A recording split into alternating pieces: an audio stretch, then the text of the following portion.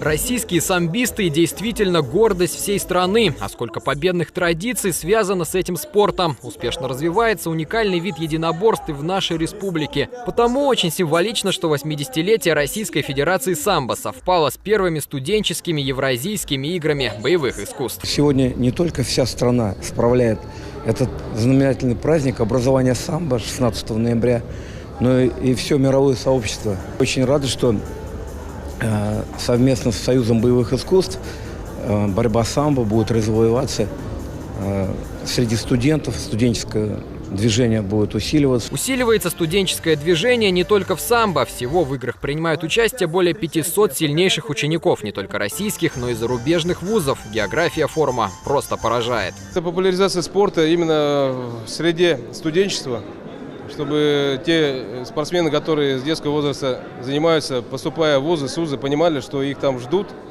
и у них есть возможность продолжать занятия спортом и популяризировать свои учебные заведения. Внушает и соревновательная программа форума. Это айкидо, борьба на поясах, всестилевое карате, кикбоксинг и другие единоборства. Да и вообще есть вероятность, что в скором времени Уфа станет официальным центром единоборств не только России, но и Евразии.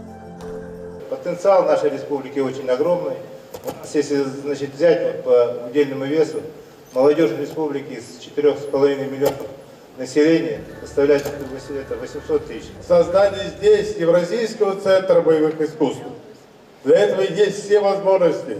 Молодежь упорно этим занимается, руководители очень серьезно поддерживают, и, наверное, на этой основе можно творить большие дела. Продлятся первые евразийские игры в Уфе до 18 ноября, а уже в декабре уходящего года финалисты сразятся в рамках всероссийских студенческих игр, которые пройдут в Москве.